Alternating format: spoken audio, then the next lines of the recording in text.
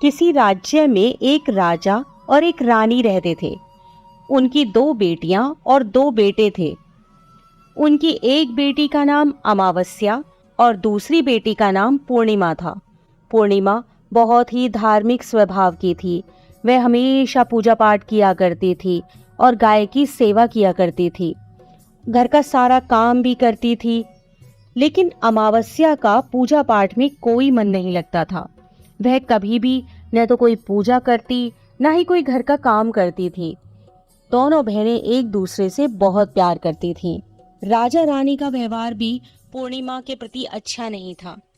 वह अमावस्या को तो चाहते थे और अपने दोनों पुत्रों से भी प्यार करते थे, लेकिन पूर्णिमासी को नहीं करते थे।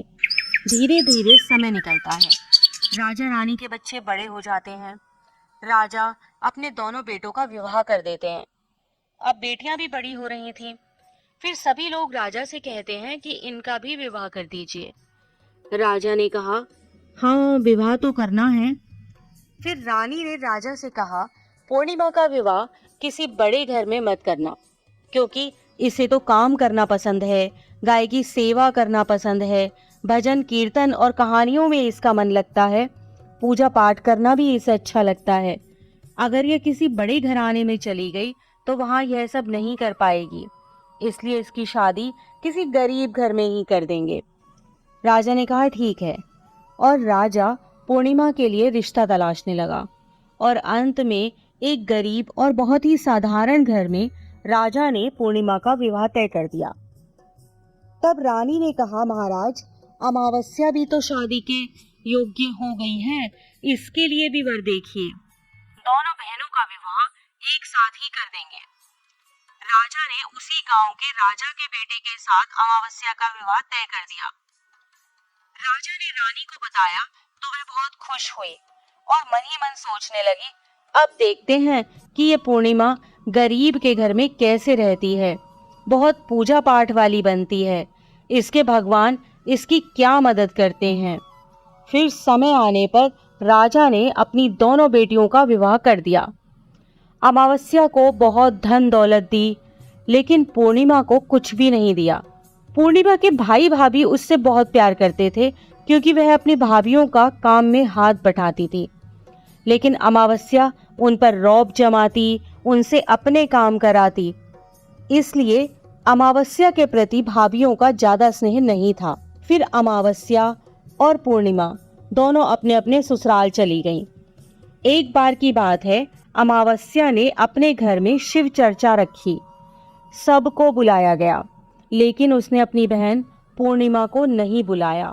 पूर्णिमा अपने दरवाजे पर बैठी थी तो गांव की औरतों ने कहा, तुम्हारी बहन ने अपने घर शिव चर्चा रखी है, तुम नहीं जाओगी क्या? पूर्णिमा ने कहा, नहीं बहन, मैं नहीं जा रही, क्योंकि मेरी बहन ने मुझे बुलाया नहीं है, तो मैं कैसे चली जाऊं? तो गांव की औरतों ने कहा, नहीं बुलाया तो क्या हुआ, यह तो पूजा पाठ का काम है, तुम चलो हमारे साथ। गांव की औरतों की बात मानकर पूर्णिमा शिव चर्चा में चली गई। जब अमावस्या ने पूर्णिमा को देखा तो वह गुस्से से बोली, जब मैंने तुम्हें बुलाया ही नहीं था तो तुम मेरे घर कैसे आ गई? अब आ ही गई हो तो चुपचाप एक जगह बैठी रहना, इधर उधर मत घूमना। उसने पूर्णिमा की गरीबी का भी बहुत मजाक उड़ाया। पूर्णिमा की आंखों में आंसू बहने लगे। वह भगवान शिव से प्रार्थना करने लगी कि हे भगवान, मुझ पर आप कब कृपा करोगे? आखिर मेरा कसूर ही क्या है?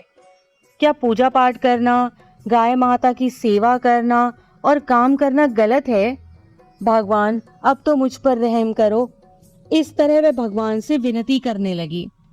शिव चर्चा पूरी हो गई और अमावस्या ने सबको प्रसाद दिया, लेकिन पूर्णिमा को प्रसाद नहीं दिया। वह वहां से बिना प्रसाद के वापस आ गई। वह रास्ते में सोचती है कि घर पर बच्चे प्रसाद मांगेंगे तो मैं उन्हें क्या कहूंगी। फिर उसके मन में एक विचार आया कि क्यों ना अपने भाई भाभी से ही मिलकर आ जाऊं। वह अपने पति और बच्चों को बताकर अपने मायके जाने के लिए निकल गई। चलते चलते उसे एक तुलसी का पेड़ मिला। वहां एक चबूतरा बना था, जिस पर एक बूढ़ी माई बैठी थी।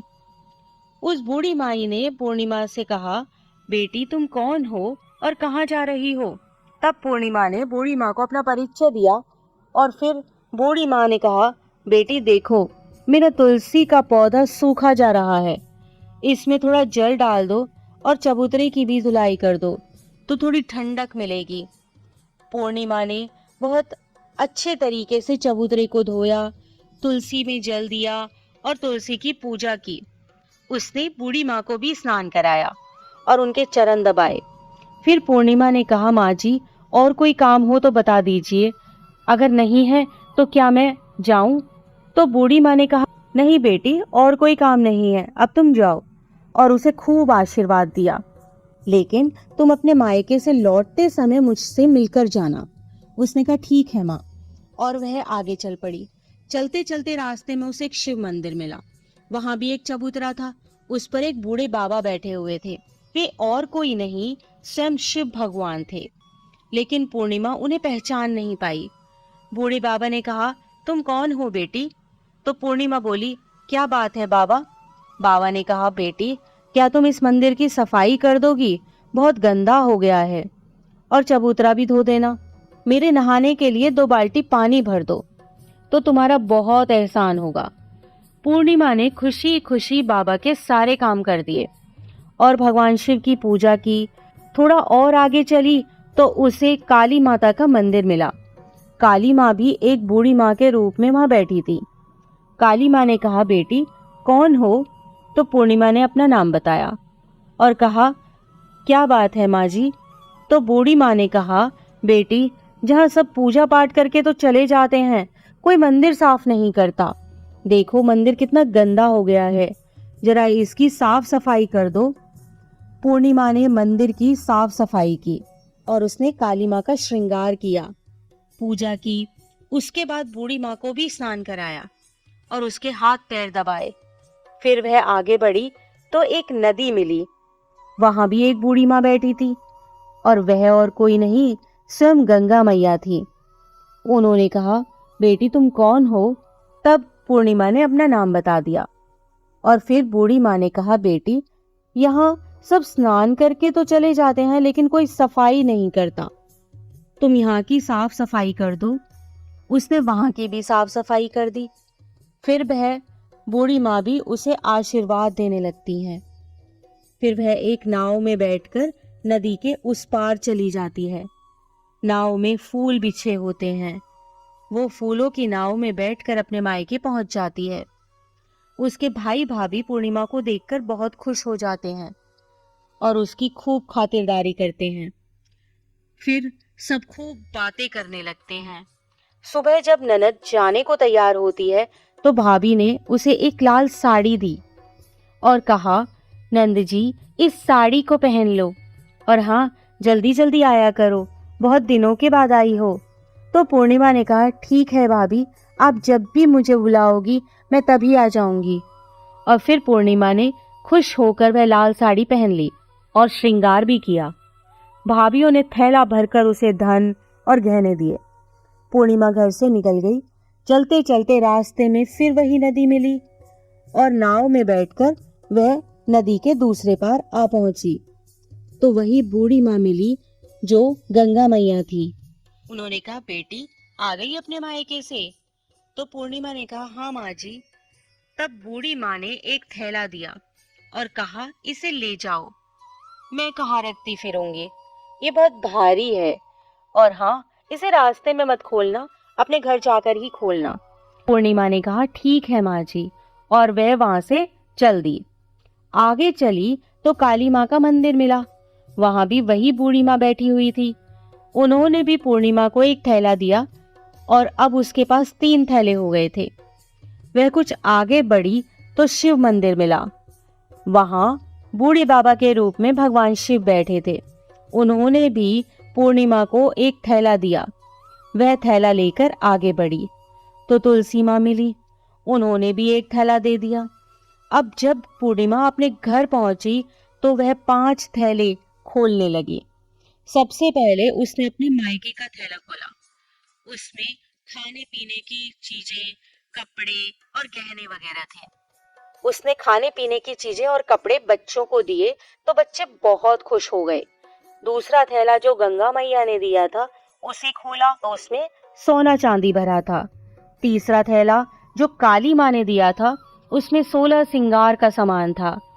चौथा थैला जो भगवान शिव का था उसमें सब खुशियां थी, धन संपत्ति सब कुछ था। पांचवा थैला तुलसी मैया का था। जब उसने उसे खोला तो उसमें चावल, गेहूं और हर तरीके का अनाज था। पूर्णिमा के घर अब किसी प्रकार की कोई कमी नहीं थी। धन संपत्ति और भंडार से उसका घर भर गया था। पूर्णिमा खुशी खुशी रहने लगी। एक दिन पूर्णिमा ने सोचा क्यों ना मैं अपने घर शिव चर्चा कराऊं। फिर पूर्णिमा ने शिव चर्चा रखी, सबको बुलाया। वह अपनी बहन के घर भी गई बुलावा देने। जब अमावस्या अपनी बहन के घर शिव चर्चा में आई तो उसके घर में धन दौलत देखकर आश्चर्य में पड़ गई।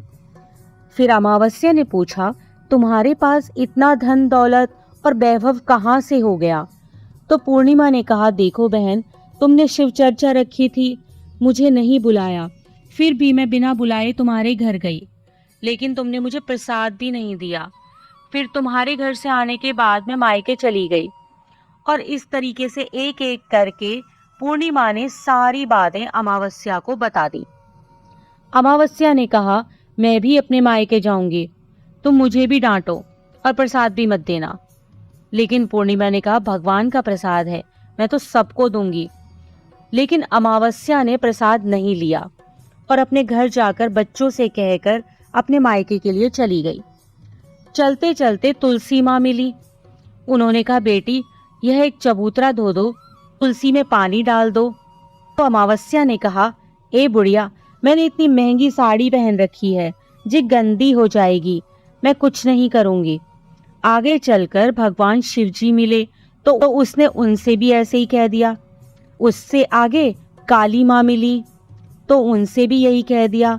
और फिर गंगा मैया मिली और उनसे भी उसने ऐसा ही किया और उनका कोई काम नहीं किया। जब वह नाव में बैठी थी, नाव में कांटे थे, ये कांटे उसके पैरों में चुभ गए। फिर वह अपने मायके पहुंची। जब उसे भाभीियों ने देखा तो मुंह बना लिया, जे कहां से आ गई? अरे, पूर्णिमा के पास तो कुछ नहीं था, इसलिए उसे सब कुछ दिया, लेकिन यह यहाँ क्यों आई है? चलो कोई बात नहीं, अब आ ही गई है तो क्या कर सकते हैं। उन्होंने अमावस्या से कहा, आओ जीजी बैठो। अमावस्या खाना खाकर सो गई। सुबह हुई तो अमावस्या ने कहा, भाभी अब हम चलते हैं। तो भाभी ने कहा, ठीक है। तब अमावस्या ने कहा, भाभी, पूर्णिमा को तो आपने थैला भरकर सामान दिया था, मुझे कुछ नहीं? तो भाभी ने कहा, जाओ, तुम्हारे घर थैला पहुंचा देंगे। फिर अमावस्या चल दी तो गंगा मैया मिली। गंगा मैया ने कहा, आ गई बेटी? तो उसने कहा, आपने पूर्णिमा को तो थैला भरकर दिया था, मुझे कुछ नहीं दोगी? तो गंगा मैया ने कहा, ठीक है, जाओ बेटी, हम तुम्हारा सामान तुम्हारे घर भिजवा देंगे।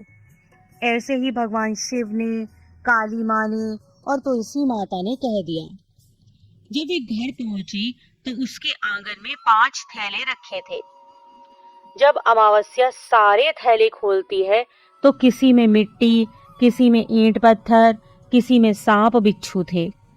उसने अपना माथा पीट लिया और कहा, हे भगवान, हमें मायके में भी कुछ नहीं मिला और इधर भी कुछ नहीं मिला। फिर अमावस्या दौड़कर पूर्णिमा के पास जाती है और कहती है, तुझे इतना सब मिला लेकिन मुझे तो कुछ भी नहीं मिला। तो पूर्णिमा ने कहा, जब मैं मायके जाती हूँ तो भाभीियों की मदद करती हूँ, तुमने तो भाभीियों की मदद कभी नहीं की, तो भाभी तुमको क्या देती? गंगा मैया को भी तुमने ठुकरा दिया, शिवजी, काली माँ और तुलसी माँ, सबको ही तुमने ठुकरा दिया, इसलिए भगवान ने तुम्हें कुछ नहीं दिया। अमावस्या कहती है, बहन मुझे माफ कर दो, मैंने सदा तुम पर अत्याचार किए हैं, लेकिन इसमें मेरा कोई कसूर नहीं था। तुम मुझे भी विधि बतलाओ जिससे मैं भी भगवान की भक्ति करके सब कुछ पालूंगी। तो पूर्णिमा ने कहा, बहन देखो, 3 ही बातें हैं ज्ञान की। पहली, सब पर दया करना, दूसरी चर्चा करना और तीसरी है 108 बार ओम नमः शिवाय का जाप करना। बहन, भगवान ने जो 3 सूत्र दिए हैं वे प्रसाद के रूप में स्वीकार कर लो और हृदय में बसा लो।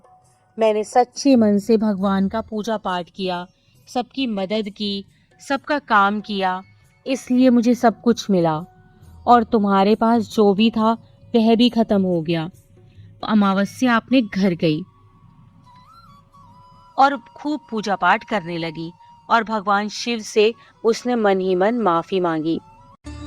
इसी प्रकार की अन्य व्रत एवं पौराणिक कथा कहानियों के लिए हमारे चैनल को सब्सक्राइब और शेयर करें ताकि आप भी दूसरों तक इन्हें पहुंचाकर धर्म लाभ प्राप्त कर सकें।